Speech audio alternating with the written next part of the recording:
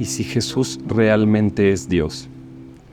Esta fue la pregunta que me empezó a sacar del universalismo teológico.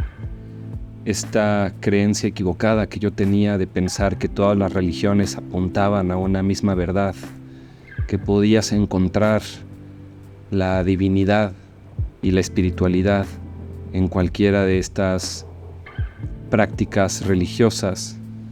Yo tenía el entendimiento de que en el fondo de cualquier religión monoteísta está el amor a Dios y el anhelo por el despertar espiritual. Yo creía, por ejemplo, en la espiritualidad sin religión. Decía cosas como que Buda no era budista, Mahoma no era musulmán, Jesús no era cristiano. Eran simplemente maestros iluminados que nos enseñaron el camino del amor. El amor era su forma de vida, no seguir una religión. Pero después, gracias a una experiencia que tuve en el mundo de los enteógenos, no voy a entrar en detalle, enteógeno simplemente significa buscar a Dios a través de sustancias psicodélicas. Psicodélico simplemente significa que expande tu mente, que expande tu percepción de lo que es la psique. Y tuve una experiencia de encontrarme con Jesucristo, en pocas palabras. Y fue algo mucho más vívido que la vida misma, algo que se sintió mucho más real que la realidad y que por mucho tiempo no pude negar, y que me empezó a despertar esta pregunta: ¿y si Jesucristo era más que un maestro iluminado?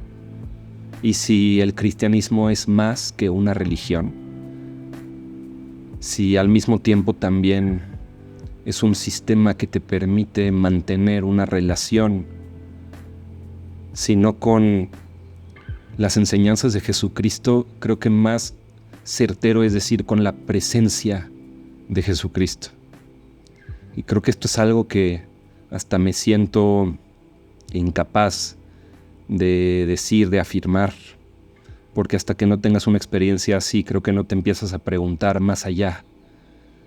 Y por otro lado, esto se combinó, se juntó con una serie de experiencias que tuve con el mundo de los espíritus, con el mundo de las entidades no materiales, en donde no me quedó ni un solo porcentaje de duda de que existen los espíritus, las entidades, tanto malignas como benignas. Podemos hablar, si quieres, de demonios y de ángeles, pero en realidad a mí me gusta hablar simplemente de almas, que pueden ser almas desencarnadas, que están atrapadas en este mundo y que te pueden afectar de distintas maneras, que hasta que no tienes hasta que no tienes la experiencia, no puedes entender lo que significa. Es como si le quisieras explicar a alguien a qué sabe una naranja. La única manera de verdaderamente explicar a qué sabe una naranja es que le des una naranja a alguien y que tenga la experiencia por sí mismo. Entonces, para no entrar mucho en el detalle, te quiero platicar, después de que me puse a investigar y me puse a tratar de ir más allá de la experiencia o las experiencias que he tenido, para llegar a algo así que como una deducción lógica y un entendimiento histórico de por qué creo firmemente que Jesucristo es Dios. Te quiero compartir 3 principales argumentos, los 3 argumentos más grandes en los que creo y por los cuales sustento que Jesús realmente es Dios. Pero me gusta esta pregunta, más allá de la afirmación, además de que, por otro lado, a mí no me gusta llamarme cristiano o ponerme la etiqueta de cristiano como un club al cual perteneces, por un lado, porque conozco a mucha gente que se dice ser cristiano o ser católico y ni siquiera cree realmente, y ni siquiera se comporta realmente como si eso fuera verdad, teniendo en cuenta las consecuencias de lo que implica cómo te debes de comportar si resulta que Jesús realmente es Dios. Por eso me gusta plantearlo como una pregunta y no tanto como ser poseedor de la verdad o como una bandera que que le puedes mostrar a los demás.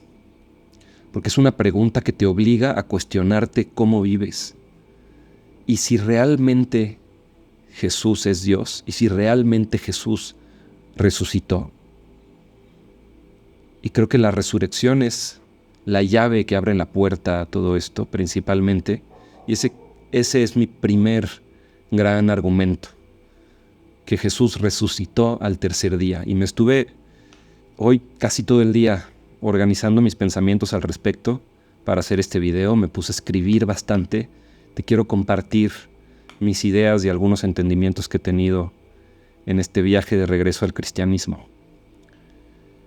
La evidencia de la resurrección no es una teoría mística espiritual, es un entendimiento factual histórico. Primero, ¿por qué? Porque su tumba realmente estaba vacía y nadie pudo encontrar o mostrar su cuerpo. Por otro lado, más de 500 personas afirmaron ver a Jesucristo resucitado. Esto lo vemos en 1 Corintios 15, en donde leemos textualmente que dice: después se apareció a más de 500 hermanos al mismo tiempo. Y durante este video voy a citar algunos pasajes de la Biblia y después te voy a decir por qué creo que citar a la Biblia no es una falacia histórica, sino un sustento que valida todas estas creencias y las afirmaciones que estoy haciendo en este video. Por otro lado, sus discípulos pasaron de estar aterrorizados por verlo resucitar a morir por él y a morir por aceptar y defender la resurrección. Por otro lado, en muy pocos años el cristianismo explotó en ese mismo lugar en donde Jesucristo fue crucificado y resucitó, y ese fue un evento que catapultó un crecimiento exponencial de millones de personas que pasaron de no creer a afirmar que Jesucristo resucitó y que realmente es Dios. Y todo esto hay que saber que históricamente podemos afirmar que todo esto ocurrió en medio de una persecución brutal y violenta en contra de cualquier persona que se atreviera a decir que Jesús era el Mesías o que Jesús era Dios. Y entonces empecé a pensar en esta pregunta, una pregunta muy importante en todo esto. ¿Quién muere por una mentira? Pregúntate realmente si tú morirías por afirmar algo que sabes que no es verdad. ¿Quién muere por una mentira? Entonces, estoy convencido de que la resurrección es la conclusión lógica mejor fundamentada a la que puede llegar la inteligencia humana, y esto lo podemos hacer con base en evidencia histórica. Entonces, algunos puntos para concluir esta afirmación o este argumento de la resurrección. Es un hecho justificado por más de 500 testigos presenciales. Es una realidad innegable el hecho de que su tumba estaba vacía posterior a la resurrección y que actualmente sigue vacía. Nunca han podido encontrar el cuerpo de Jesucristo. Por otro lado, la transformación radical de millones de escépticos a lo largo de la historia del cristianismo. Otro punto es el crecimiento masivo de la iglesia y de cristianos bajo siglos de persecución violenta. Algo que también es un evento, un suceso digno de ser explorado y de tratar de ejercitar el músculo del escepticismo y tratar de echarse un clavado a entender y, si quieres, a tratar de negar o de poder entender por qué no es verdad, y te va a llevar a profundizar, desde mi punto de vista, a profundizar en el entendimiento de por qué esto es un milagro. Es el milagro inexplicable del manto sagrado de Turín. A pesar de siglos de estudios científicos, nadie ha logrado explicar cómo se formó la imagen que está impregnada en en la capa más superficial de este manto de lino que es el manto sagrado de Turín. No es pintura, no tiene ningún tipo de pigmentos y su formación o el hecho de que esté impregnada esa imagen en esa manta no puede reproducirse ni explicarse con ningún tipo de tecnología moderna. Para millones de personas esta es evidencia física y real del milagro de la resurrección. Hay otro punto. Tanto historiadores antiguos como Flavio Josefo, Tácito, un historiador que se llama Suetonio, que no son historiadores cristianos o personas que tenían ganas de que el cristianismo fuera real, y también decenas de historiadores modernos prestigiosos que confirman que los discípulos estaban totalmente convencidos de haber encontrado a Cristo resucitado después de la muerte. Entonces, algo que también a mí me vuela la cabeza es que de hecho todos los apóstoles, menos Juan que murió de causas naturales y Judas que se quitó la vida, todos murieron de manera violenta y sometidos a distintos tipos de torturas por el simple hecho de proclamar que Jesús había resucitado y por nunca negarlo, porque si negaban a Jesús podrían haber evitado su muerte, pero no lo hicieron. Y con esto concluyo la parte de la resurrección y paso al segundo gran argumento, que es que Jesucristo dijo y probó cosas que solo Dios puede afirmar, solo Dios puede decir y solo Dios puede probar. Entonces, aquí voy a empezar a citar un poquito más la Biblia. Por ejemplo, en Juan 14:6, Jesucristo literalmente dijo: yo soy la verdad. Dijo: yo soy el camino, la verdad y la vida. Nadie va al Padre si no es por mí. En Juan 14:9 dijo: el que me ha visto a mí ha visto al Padre. En Marcos 2:5 dijo: Hijo, tus pecados te son perdonados. Y los maestros de la ley judíos pensaban: ¿quién puede perdonar pecados si no es Dios? Entonces, otro pasaje que es contundente es cuando Jesucristo dijo: antes de Abraham yo soy. En Juan 8:58 dice: les aseguro que antes que naciera Abraham, yo soy. Y cuando dice yo soy, en realidad está usando el mismo nombre que Dios da en Éxodo 3:14, cuando dice: yo soy el que soy. Y esto me lleva también a pensar en el trilema de C.S. Lewis. C.S. Lewis, quien además es un autor brillante, el escritor de las Crónicas de Narnia, entre muchos grandes libros. Básicamente él presentó una argumentación lógica en donde dijo: las palabras de Jesucristo eran tan concretas que solo hay tres deducciones lógicas. O era un loco, o era un mentiroso, o realmente estaba diciendo la verdad, y no nos queda más que afirmar que Jesús es Dios. Entonces, más o menos lo que significa el trilema de C.S. Lewis es que, tenemos que saber que Jesucristo dijo ser Dios, y lo dijo de distintas maneras. Entonces, esto o es mentira o es verdad. Si es mentira, hay dos opciones. Jesucristo sabía que eso era mentira, por lo tanto, es un mentiroso. Está la otra opción: Jesucristo no sabía que esto era mentira, por lo tanto estaba loco. Ahora, para identificar a un mentiroso tenemos que cacharlo en alguna mentira, aunque sea muy pequeña. Por lo general, si alguien miente en las cosas pequeñas, también te va a mentir en las cosas grandes.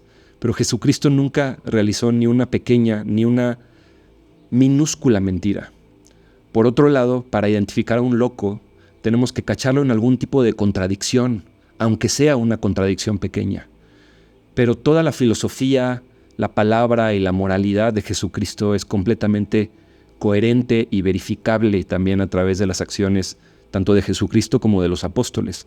Por lo tanto, nos queda la tercera opción, que lo que Jesús estaba diciendo es verdad. Por lo tanto, por supuesto que podemos rechazar esa verdad, pero no es una postura inteligente. La única postura inteligente en toda esta exploración lógica es que tenemos que afirmar que Jesucristo estaba diciendo la verdad y que realmente es Dios. Y esto me lleva al tercer gran argumento. Jesucristo cumplió todas las profecías del Mesías, desde su nacimiento de una virgen en Belén hasta su muerte entre criminales. Jesús cumplió decenas de profecías del Antiguo Testamento que hablaban del Mesías o de cómo se iba a presentar el Mesías desde siglos antes. Por ejemplo, que nacería de una virgen, vemos en Isaías 7:14. Por eso el Señor mismo les dará un signo. Miren, la joven está embarazada y dará a luz a un hijo. En Mateo 1:23 dice, la virgen concebirá y dará a luz un hijo y le pondrá por nombre Emmanuel, que traducido significa Dios con nosotros. Otro punto que nacería en Belén es una de las profecías de Miqueas en 5:1. Miqueas 5:1 dice, pero tú, Belén, pequeña entre los clanes de Judá, de ti saldrá el que ha de gobernar Israel. Y por eso mismo escribe Mateo, en Mateo 2:1, Jesús nació en Belén de Judea en tiempos del rey Herodes. Otro punto, que Jesús entraría a Jerusalén en un burro. El profeta Zacarías, en Zacarías 9:9, escribió, alégrate mucho, hija de Sión, mira que tu rey viene a ti justo y victorioso y humilde, montado en un burro. Y en Juan 12 escribe, Jesús encontró un burrito y se montó en él, como decía la Escritura, no temas, hija de Sión, mira que tu rey viene montado en un burrito. Que Jesús sería rechazado al decir que era el Mesías. El profeta Isaías escribió, despreciado, desdechado de los hombres, varón de dolores, acostumbrado al sufrimiento, fue despreciado y no lo estimamos.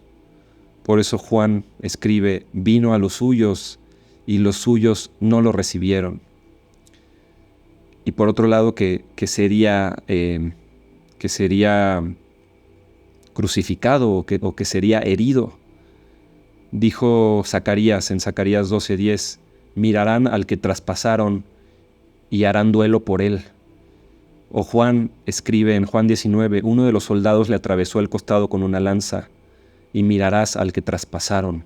Está haciendo ahí la relación a la profecía de Zacarías. Entonces, ¿y por qué estamos hablando de la Biblia? Pues es lo primero que yo pensé en su momento, ¿no? O sea, ¿en qué momento la Biblia es evidencia o es un soporte o un argumento lógico de por qué estas cosas son verdad? Y creo que eso es una pregunta muy, muy lógica, muy válida, que te tiene que llevar a verificar y a cuestionar y a tratar de estudiar y comprender cuál es la veracidad histórica de la Biblia, que Biblia simplemente es un término que significa libros. Estamos hablando de una colección de libros. Y los libros específicamente del Nuevo Testamento, que son los que relatan la vida de Jesucristo, son testimonios de personas que vivieron y que están documentando lo que vivieron. Entonces, estos evangelios del Nuevo Testamento que relatan todo lo que aprendimos o lo que sabemos y lo que vivió Jesucristo, son biografías antiguas escritas dentro de la vida de los testigos oculares que documentaron su testimonio. No son mitos espirituales inventados siglos después con el afán de controlar a una población o de crear una religión. Estos escritos fueron documentados entre el año 30 y el año 100 después de Cristo, después de la muerte de Cristo. Después del nacimiento de Cristo, perdón. O sea, más o menos cuando habían pasado 30 años desde que nació Jesucristo hasta más o menos 100 años después del nacimiento de Jesucristo, fue que sucedieron las primeras copias de estos documentos bíblicos. Por último, bueno, también añadido a esto, múltiples fuentes independientes nos corroboran los mismos eventos. Tenemos a Mateo, tenemos a Marcos, tenemos a Lucas, a Juan, a San Pablo. Entonces la coherencia y la validez nos permiten decir que son documentos históricos. Por otro lado, también esto ha sido corroborado por siglos, tanto con evidencia geográfica como por evidencia arqueológica y también evidencia cultural a partir del siglo I. También otro punto importante sobre la Biblia, tenemos muchísimas copias antiguas. A diferencia de otros textos antiguos, el Nuevo Testamento tiene más de 5.800 manuscritos griegos y miles más en otros idiomas antiguos, y esto permite comparar y reconstruir el texto original con una precisión altísima, mucho más alta que otros eventos históricos que nadie cuestiona. Por ejemplo, la Biblia tiene más copias más tempranas y más consistentes comparado con los escritos de Homero, por ejemplo, los escritos griegos de Homero o de Platón, o los escritos romanos de Julio César o de Alejandro Magno. Ninguna persona dice, no, es que Homero no existió, o Platón no existió, o Alejandro Magno no existió. Pero hay muchísima más evidencia histórica de que existió Jesucristo, también corroborada por otros historiadores, de nuevo, que no son cristianos, que de Homero, Platón, Julio César, Alejandro Magno, y la lista es bastante larga.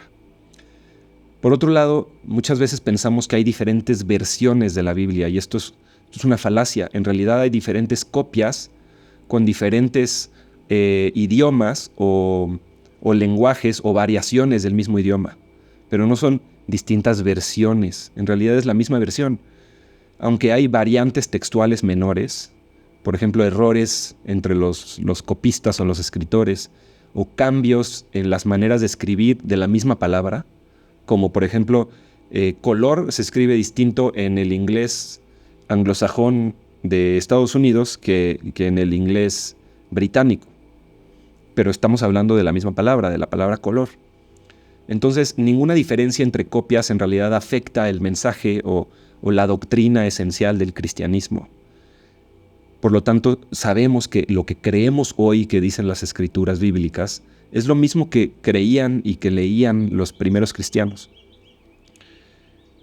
Por otro lado, creo que este es uno de los puntos más importantes. Los testigos oculares que documentaron lo que vivieron con Jesucristo no tenían ninguna razón para mentir o para inventar cosas. Los apóstoles predicaron lo que vieron y además murieron por ello, murieron por defender lo que escribieron y lo que vivieron.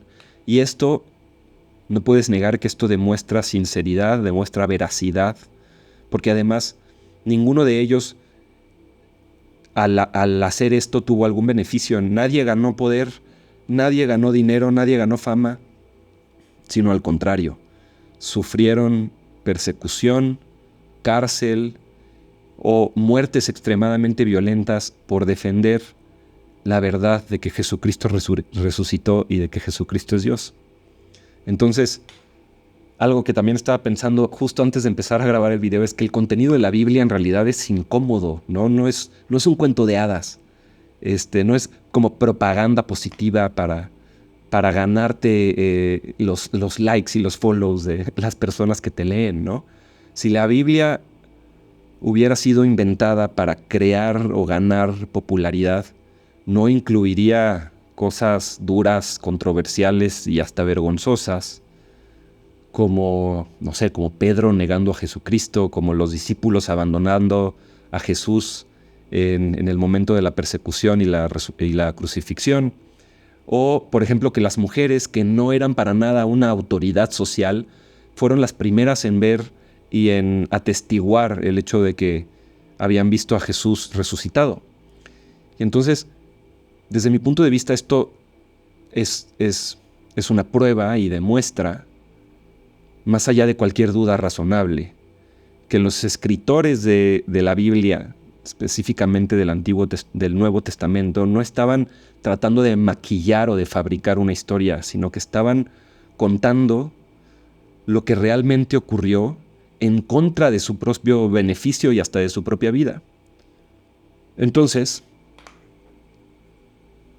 ¿por qué? ¿Y cuál es el punto más importante de por qué sí debemos de tomar la Biblia, los distintos libros de la Biblia como fuente verificable y argumentable de por qué las cosas que dice la Biblia son reales y son verídicas?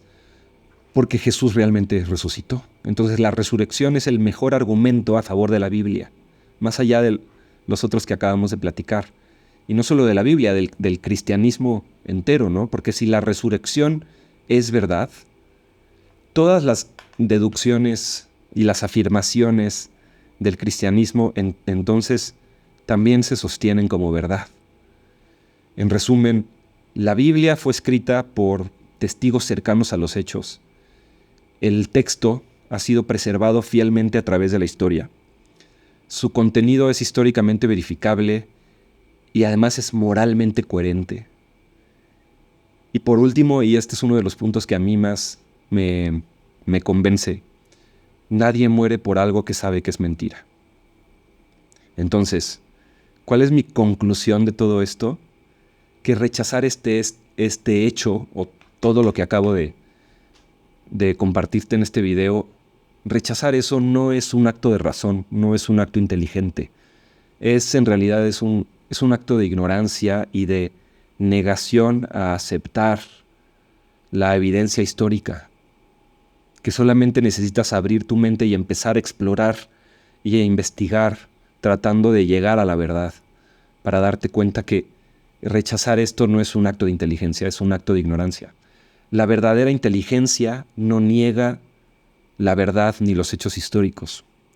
Por lo tanto, podemos afirmar que es inteligente aceptar el hecho de que Jesucristo es Dios y que lo probó venciendo a la muerte cuando resucitó al tercer día de haber sido crucificado.